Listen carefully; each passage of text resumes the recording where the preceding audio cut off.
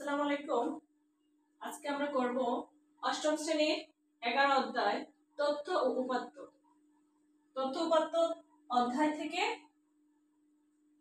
গত ক্লাসে এমসিকিউ করেছি।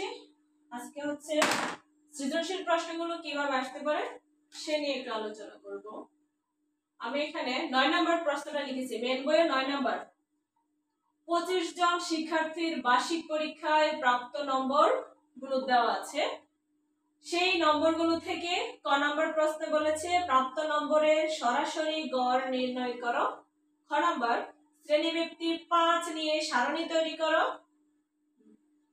গ নম্বর সারণী থেকে গড় নির্ণয় করো। ওকে, উপর আমি 15 নম্বর লিখেছি প্লাস দিয়ে, কারণ 15 নম্বরও সিমিলার প্রশ্ন। 15 নম্বর প্রশ্ন বলেছে অষ্টম শ্রেণীর 30 জন শিক্ষার্থীর ইংরেজি বিষয়ে প্রাপ্ত নম্বরগুলো দেওয়া আছে, মানে নম্বরগুলো চেঞ্জ করা করে সেখান থেকে শ্রেণী ব্যবধান 5 ধরে সারণী তৈরি করতে বলেছে। তারপরে হচ্ছে শ্রেণী ব্যবধান 5 ধরে গণসংখ্যার সারণী তৈরি করো। গ নম্বর প্রশ্ন হচ্ছে সারণী থেকে গড় নির্ণয় করো। মানে প্রশ্নগুলো সবগুলোই সেম, এই প্রশ্নগুলো ঠিক আছে, শুধু উপরের নম্বরগুলো চেঞ্জ করা থাকবে। ঠিক আছে, প্রাপ্ত নাম্বারগুলো চেঞ্জ করা থাকবে। আমাদের পরীক্ষায় যখন আসবে তখন আমাদের উপরের নাম্বারগুলো চেঞ্জ করে দিবে, কিন্তু কোশ্চেন এই প্যাটার্নে আসবে। ঠিক আছে, সো ক নম্বর প্রশ্ন কি বলছে, প্রাপ্ত নম্বরের সরাসরি গড় নির্ণয় করো। ক নম্বর প্রশ্ন যদি সমাধান করি, সরাসরি গড়, যেহেতু এখানে নাম্বার আছে কেবল 2, আমার এত বেশি ডিটেইলস কিছু লিখতে হবে না। গড় সমান কি, প্রাপ্ত যে নম্বরগুলো দেওয়া থাকবে সেই নাম্বারগুলো সবগুলো সমষ্টি করব, সবগুলো নাম্বারের সমষ্টি। ঠিক আছে, সবগুলো নাম্বারের যোগ করব, যোগফলকে টোটাল নাম্বার দিয়ে ভাগ করব। তাহলে সবগুলো নাম্বারকে যদি আমি একসাথে অ্যাড করে দিই, 72, 85, 78, 84, এই সবগুলো নাম্বারকে একসাথে সাম করব, মানে যোগ করব। যোগ করে টোটাল এখানে নাম্বার দেওয়া আছে 25 জন শিক্ষার্থী, 25 দিয়ে ভাগ করব। তাহলে সবগুলো নাম্বারকে যদি আমি একসাথে যোগ করি তাহলে আমার উত্তর আসবে 1875। সবগুলো নাম্বারকে যোগ করলে উত্তর আসবে 1875। যেহেতু 25 জন শিক্ষার্থী, আমি এখানে টোটাল নাম্বার কত আছে 25, 25 দিয়ে ভাগ করব। তাহলে 1875 কে 25 দিয়ে ভাগ করলে ভাগফল আসবে হচ্ছে 75। আপনারা যেহেতু অষ্টম শ্রেণীতে পড়েন ক্যালকুলেটর ব্যবহার করতে পারবেন, তো সবগুলো নাম্বারকে ক্যালকুলেটরে যোগ করে দিবেন, 1875 আসবে, 25 দিয়ে ভাগ করবেন, তাহলে গড় হবে 75। এই হলো অ্যানসার। ক নাম্বার শেষ। খ নাম্বার বলছে শ্রেণীব্যক্তি 5 নিয়ে সারণী তৈরি করো। খ নাম্বার, আচ্ছা সারণী যেহেতু তৈরি করবো আমি ক অংশটা একটু মুছে দিলাম। খ,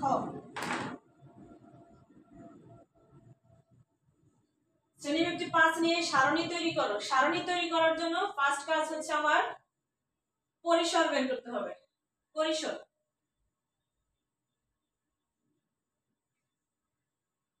সারণী তৈরি করার জন্য ফার্স্ট কাজ হচ্ছে পরিসর নির্ণয় করতে হবে। পরিসর সমান হচ্ছে সর্বোচ্চ মান বিয়োগ হচ্ছে সর্বনিম্ন মান। সর্বোচ্চ মান আমার এই নাম্বারগুলো থেকে খুঁজে দেখতে হবে সর্বোচ্চ মান কোনটি আছে। সর্বোচ্চ হচ্ছে 88 বিয়োগ সর্বনিম্ন মান, সর্বনিম্ন মান হলো আমার এখানে 63। সর্বোচ্চ মান বিয়োগ সর্বনিম্ন মান যোগ 1, তাহলে 88, 63 ক্যালকুলেটর দিয়ে বিয়োগ করে দিবেন, বিয়োগ ফলের সাথে 1 যোগ করবেন, তাহলে হবে 25 আর 1 26। তাহলে পরিসর হলো 26। আমার ক নাম্বার প্রশ্নে গড় নির্ণয় করে না বলে কিন্তু বলতে পারতো পরিসর নির্ণয় করো। ঠিক আছে, ক নাম্বার প্রশ্ন এরকমও আসতে পারে।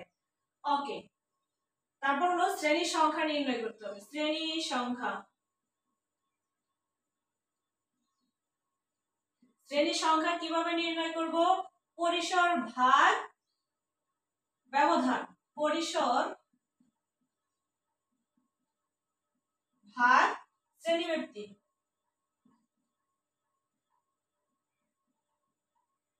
পরিসরকে শ্রেণীব্যক্তি দিয়ে ভাগ করব, তাহলে পরিসর কত, পরিসর আমি পেয়েছি 26। 26 কে ভাগ করব শ্রেণী ব্যক্তি, শ্রেণী ব্যক্তি প্রশ্ন বলে দিয়েছে 5, প্রশ্নে যদি 10 বলে 10 দিয়ে ভাগ করব, শ্রেণীব্যক্তি প্রশ্নে যা দেওয়া থাকবে আমরা ঠিক পরিসরকে তাই দিয়ে ভাগ করব। ঠিক আছে? তাহলে 26 কে 5 দিয়ে ভাগ করে নেবেন ক্যালকুলেটর দিয়ে। 5.2। তাহলে যেহেতু দশমিক আসছে 5.2, পরবর্তী পূর্ণ সংখ্যা হবে শ্রেণী সংখ্যা, সুতরাং শ্রেণী সংখ্যা হবে 6টি। সুতরাং শ্রেণী সংখ্যা হবে 6টি।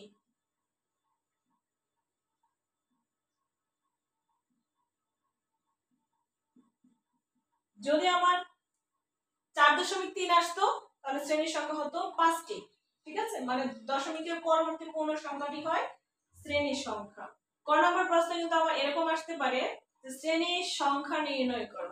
তাহলে শ্রেণীর সংখ্যা নির্ণয় করার জন্য ফার্স্টে পরিসর বের করব, পরিসরকে শ্রেণী ব্যক্তি দিয়ে ভাগ করব, তাহলে শ্রেণীর সংখ্যা পাবো। যেমন 15 নম্বর বইয়ের যে সৃজনশীল প্রশ্নটা দেওয়া আছে সেখানে ক নম্বরে বলেছে শ্রেণীর সংখ্যা নির্ণয় করো। ঠিক আছে, ওকে ডান। এখন হলো আমার সারণী তৈরি করতে হবে। তাহলে সারণী তৈরি করার জন্য আমার কয়টা ঘর বানাবো? 6টি। শ্রেণীর সংখ্যা যেহেতু 6 আসছে আমি 6টি ঘর বানাবো। ঠিক আছে, ওকে, এতটুকু মুছে দিলাম।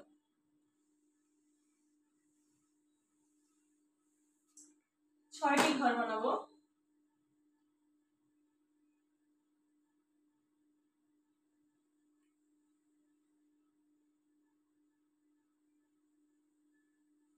এক, 2, 3, 4, 5, 6। আরেকটি ঘর লাগবে কারণ ওর উপরে নাম লিখতে হবে। ঠিক আছে, ওকে, নাম সহ 7টি ঘর। সারণী তৈরি করার জন্য আমার এখন কলাম করতে হবে 3টি। ফার্স্ট 1, এখানে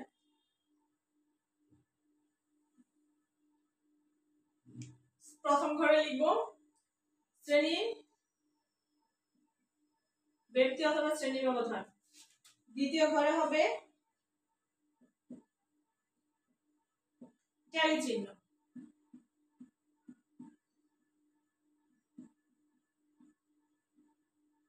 তৃতীয় ঘরে হবে গড়া সংখ্যা। ওকে, তাহলে শ্রেণী ব্যক্তি করার জন্য আমার শ্রেণীর নিম্ন সীমা থেকে শুরু করতে হবে। নিম্ন সীমা কত আছে? 63। শ্রেণীর নিম্ন সীমা হলো 63, আমি এখানে 63 দিয়ে শুরু করব। 63 থেকে শ্রেণী ব্যক্তি বলেছিল 5, এটা হচ্ছে আমার নোট, মনে রাখতে হবে শ্রেণী ব্যক্তি 5। 63 থেকে পরবর্তী 5 ঘরে যাব, 63 সহ কাউন্ট করব। 63, 64, 65, 66, 67। তাহলে 63 থেকে 67, এখানে 5টি ঘর আছে, 5 ব্যবধান। তারপরে ঘর হবে 68। 68 থেকে 5 ঘর, 68, 69, 70, 71, 72। 68 সহ কাউন্ট করতে হবে। এই কাউন্টিং এ কিন্তু আমরা ভুল করি। ঠিক আছে, পরবর্তী সংখ্যা হবে 73 থেকে শুরু হবে। 73 থেকে 73, 74, 75, 76, 77। পরবর্তী সংখ্যা হবে 78 থেকে 82। 78 থেকে 82।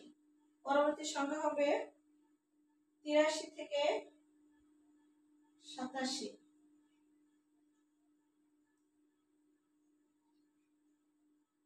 1, 2, 3, 4, 5। লাস্টে ঘর লাগবে না। তাহলে আরে না, 87, 88 লাস্টে ঘর লাগবে, সরি।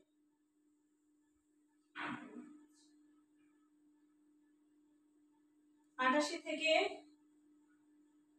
88, 89, 90, 91, 92, 92। ঠিক আছে, তাহলে সর্বোচ্চ সংখ্যা পর্যন্ত আমি পেয়ে গেছি, আর লাগবে না। ওকে ডান। এবার ট্যালি চিহ্ন করতে হবে। ট্যালি চিহ্ন কিভাবে করব? 72। 72 সংখ্যাটি কোন ঘরে আছে? সেকেন্ড ঘরে। 85। 85 কোন ঘরে আছে? এখানে। 78। 78 আছে এখানে। 84। 84 এখানে 78 এখানে 75 এখানে 69 69 কোথায় আছে সেকেন্ড ঘরে 68 থেকে 72 এই শ্রেণীতে 69 অবস্থান করে 67 67 আছে হলো ফার্স্টের ঘরে 88 88 একদম লাস্টের ঘরে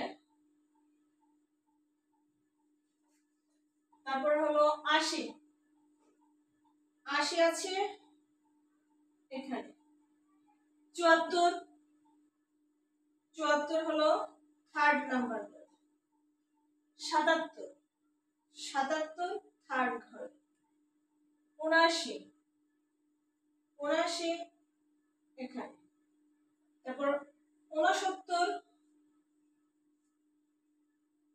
সেকেন্ড ঘর 74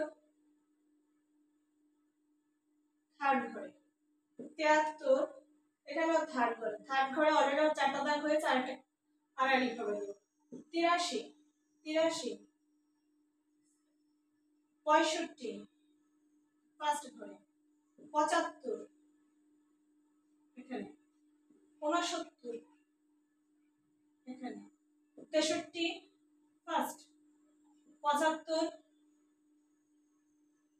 এখানে 86 86 হলো এখানে 66 66 ফার্স্টের ঘরে 71 71 সংখ্যাটি আছে সেকেন্ড ঘরে ওকে ডান গড়ের সংখ্যা ট্যালি চিহ্নগুলো গুনে গুনে গড়ের সংখ্যা লিখে দেব এখানে হবে 4 এখানে হবে 5 এখানে হবে 7 4 4 এখানে হলো 1 এখন হচ্ছে আমার গড়ের সংখ্যা বের করেছি শ্রেণীব্যাপ্তি 5 নিয়ে সারণী তৈরি করো ঠিক আছে সারণী হয়ে গেল মোট লিখে দিব মোট সংখ্যা লিখে দিব মোট সংখ্যা 9 10 16 20 25 মোট সংখ্যা হবে 25 যেহেতু আমি 25 জন শিক্ষার্থী নিয়ে কাজ করেছি সুতরাং গড়ের সংখ্যা পাবো 25 এতটুকু যদি আমার 25 এখানে মিলে দ্যাট মিন্স আমার অঙ্ক ঠিক আছে যদি 25 না হয় কম বেশি হয় তার মানে ভুল হয়েছে ঠিক আছে ওকে খ নাম্বার শেষ সারণী তৈরি করা হয়ে গেল গ নাম্বার প্রশ্ন বলছে সারণী থেকে গড় নির্ণয় করো তাহলে সারণী থেকে গড় নির্ণয় করার জন্য খ নাম্বার মুছে দিলাম গ এই সারণীটি ব্যবহার করে গড় নির্ণয় করতে হবে ঠিক আছে তাহলে গড় নির্ণয় করার জন্য আমার লাগবে ট্যালি চিহ্ন লাগবে না এটা মুছে দেই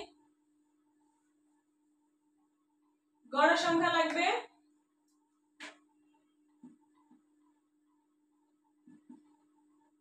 আর হচ্ছে মধ্যমান লাগবে গড়ের সংখ্যা লাগবে আর মধ্যমান লাগবে মুছে দিলাম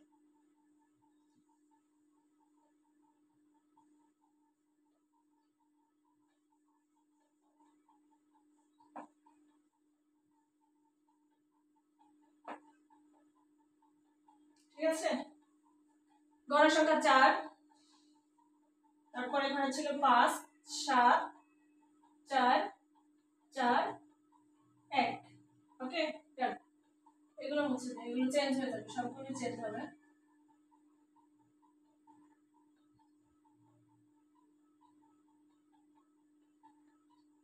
গড়ের সংখ্যা তারপরে লাগবে হচ্ছে মধ্যমান এখানে আমি একটা বক্স করে দেই গড়ের সংখ্যার পাশাপাশি মধ্যমান বের করতে হবে মধ্যমান ওকে গড়ের সংখ্যার শর্ট ফর্ম এটাকে আমরা f পাই দিয়ে লিখি আর মধ্যমানকে x পাই দিয়ে ঠিক আছে তাহলে গড়ের সংখ্যা তো আমি খ নাম্বার থেকে পেয়ে গেলাম গড়ের সংখ্যা খ নাম্বার থেকে পেয়েছি ট্যালি চিহ্ন থেকে তাহলে এখন মধ্যমান কিভাবে বের করব মধ্যমান করার সিস্টেম হচ্ছে 63 আর 67 এই দুটো নাম্বারকে যোগ করে 2 দিয়ে ভাগ করতে হবে 63 আর 67 দুটোকে যোগ করে 2 দিয়ে ভাগ করবে যদি আপনারা ক্যালকুলেটর ইউজ করতে পারবেন তাহলে 63 আর 67 যোগ করে 6 7 যোগ করে 2 দিয়ে ভাগ করব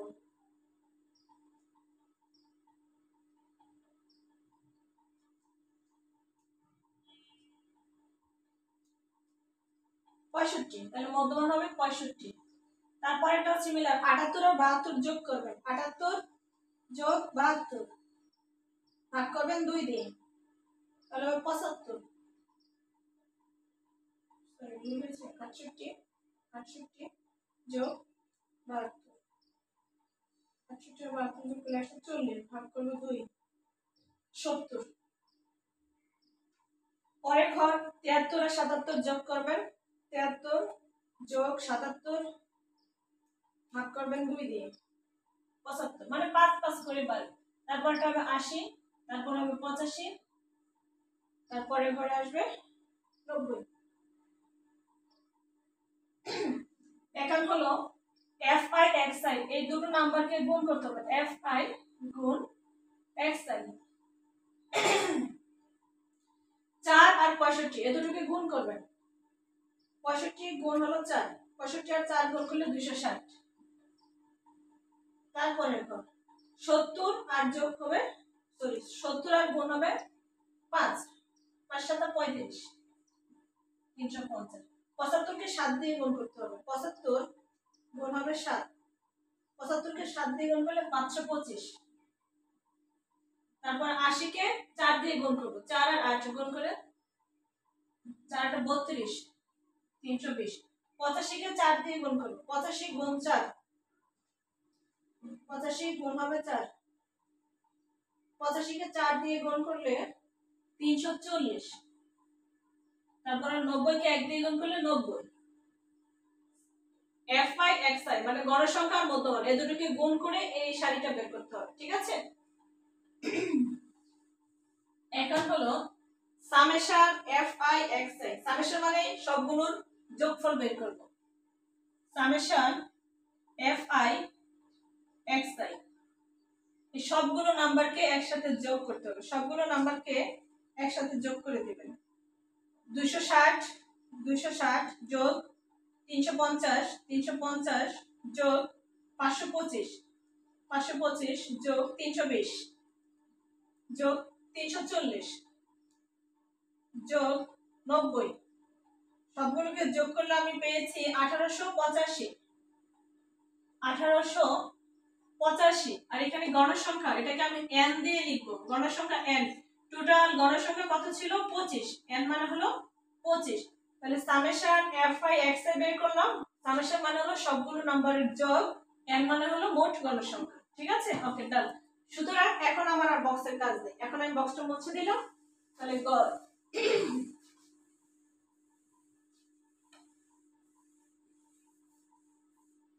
এখন এগুলো আমার লাগবে না, লাগবে হচ্ছে সামেশন fi xi, ঠিক আছে। সুতরাং গড় সমান সামেশন fi xi বাই হলো n। fi xi এর মান পেয়েছি আমি এখানে 1885, এটাকে আমি 25 দিয়ে ভাগ করব, n হলো 25, ঠিক আছে। এখন 1885 কে 25 দিয়ে ভাগ,